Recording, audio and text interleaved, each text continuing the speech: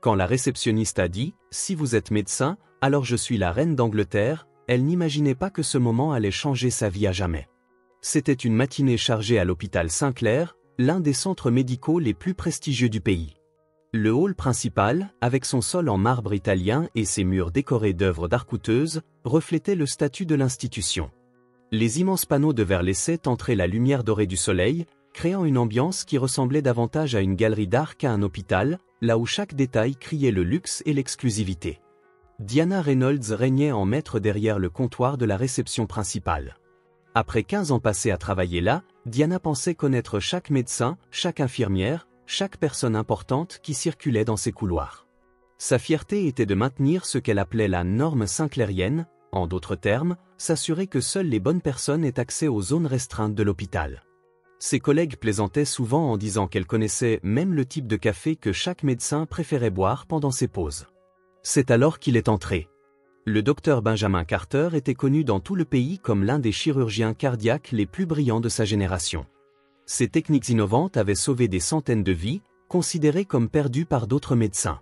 Son dernier article, publié dans la revue médicale la plus prestigieuse au monde, avait révolutionné la façon dont certaines opérations cardiaques étaient réalisées. Mais ce matin-là, vêtu d'un jean foncé et d'un simple pull en cachemire noir, il ne ressemblait en rien à l'image que Diana se faisait d'un chirurgien renommé. L'homme noir, d'une quarantaine d'années, s'approcha du comptoir d'un pas calme et sûr. Son visage dégageait une sérénité qui découlait de ses années d'expérience dans des situations de vie ou de mort. « Bonjour », sa voix grave résonna. « Je suis le docteur Carter. Je suis venu effectuer une opération programmée à 9 heures. » Diana ne prit même pas la peine de regarder l'écran de l'ordinateur. Ses yeux parcoururent Benjamin de haut en bas, et un sourire ironique se forma sur ses lèvres peintes en rouge.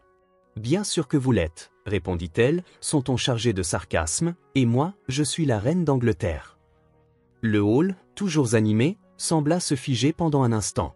Certaines personnes proches du comptoir s'arrêtèrent pour observer la scène, mal à l'aise du ton de la réceptionniste.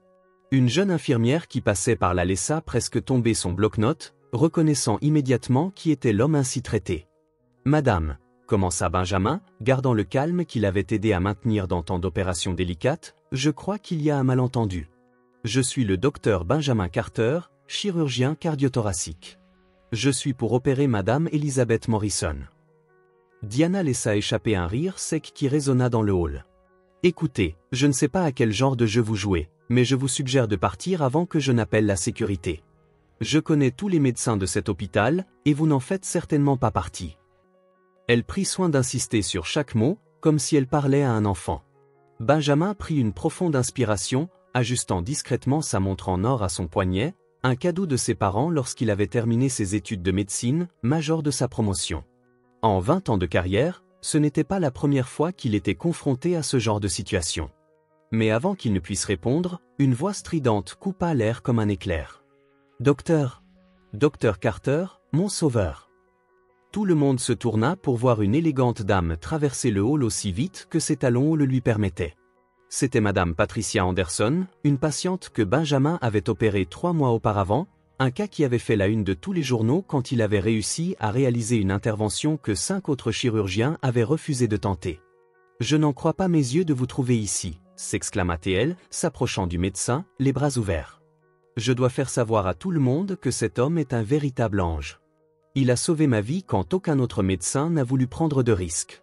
Toute ma famille prie pour vous tous les soirs, docteur. » Le visage de Diana commença à changer de couleur.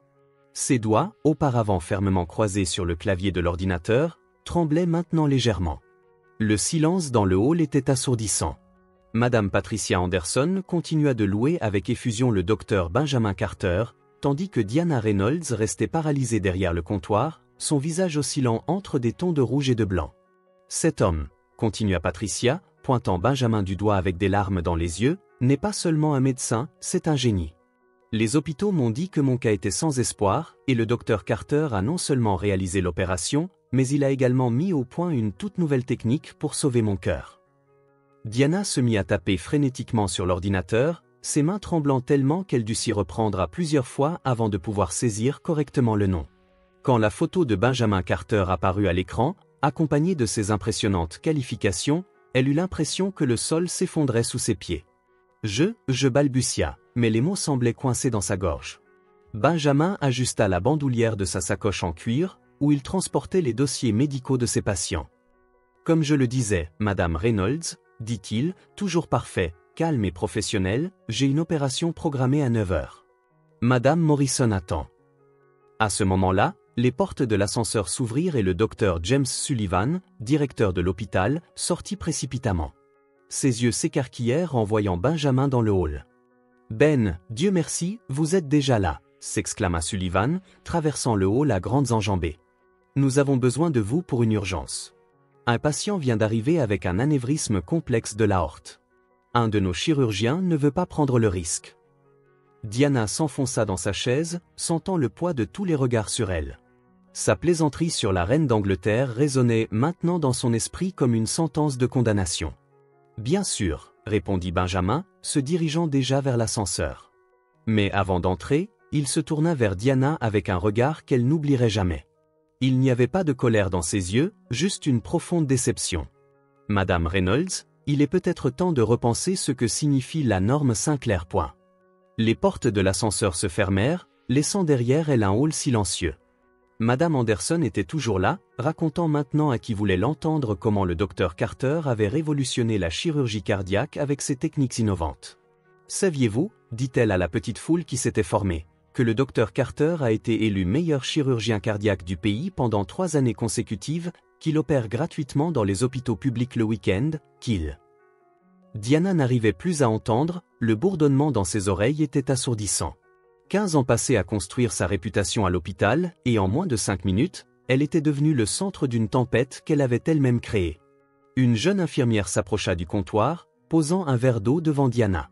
« Vous savez, » lui dit-elle à voix basse, « le docteur Carter est connu pour donner des chances aux personnes qui ont commis des erreurs. C'est peut-être pour ça qu'il est si bon dans ce qu'il fait. Il voit au-delà des premières impressions. » Diana prit le verre avec des mains tremblantes, mais avant qu'elle ne puisse répondre, un bruit de pas précipité envahit le hall. Des ambulanciers poussaient un brancard à toute vitesse, et derrière eux, Benjamin Carter, déjà vêtu de sa blouse, dirigeait l'équipe avec l'autorité naturelle de ceux qui sont nés pour sauver des vies. « Préparez la salle d'opération 3, » sa voix résonna dans le hall. « Nous devons être prêts en moins de 15 minutes. » L'hôpital entier était en suspens. Le cas de l'anévrisme était extrêmement complexe, le type d'opération qui pourrait faire reculer même les chirurgiens les plus expérimentés. Mais pour le docteur Benjamin Carter, c'était une occasion de plus de prouver que l'excellence n'a ni couleur, ni besoin de présentation. Pendant que l'équipe se préparait pour l'opération d'urgence, Diana Reynolds restait à son poste à la réception. Mais pour la première fois de sa carrière, elle ne se sentait pas maître de la situation.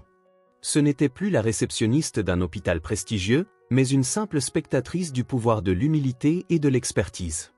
Et dans cette révélation, elle savait qu'elle ne serait plus jamais la même. Si ces histoires vous touchent, alors imaginez plonger encore plus profondément dans des récits inspirants et bouleversants. Des histoires vraies, des parcours de vie extraordinaires, des combats contre l'injustice et des triomphes qui défient toutes les attentes. Découvrez Je sais pourquoi chante l'oiseau en cage de Maya Angelou, Une vie de Simone Veil ou encore Nelson Mandela, la couleur des sentiments, des témoignages puissants de résilience et de courage. Si vous aimez les grandes histoires de revanche et de justice, Le Comte de Monte Cristo ou Ne tirez pas sur l'oiseau moqueur vous captiveront. Et pour des récits qui célèbrent la différence et la force intérieure, Wonder et la couleur des sentiments sont des incontournables. Vous trouverez tous ces livres en description de la vidéo. N'hésitez pas à cliquer pour les découvrir et vous laisser emporter par ces histoires qui résonnent avec celles que nous racontons ici. Ce sont des liens d'affiliation, c'est-à-dire que si vous achetez un livre en passant par un lien, nous toucherons une petite commission, ce qui aide la chaîne à se développer. Nous vous en remercions d'avance. Avant de partir, dites-nous d'où vous regardez cette vidéo dans les commentaires. Et si vous avez apprécié cette histoire, n'oubliez pas de vous abonner à la chaîne et d'activer la cloche pour ne rater aucune de nos prochaines vidéos. Nous publions 4 vidéos par jour, à 7h, à midi, à 15h et à 19h, et ce tous les jours.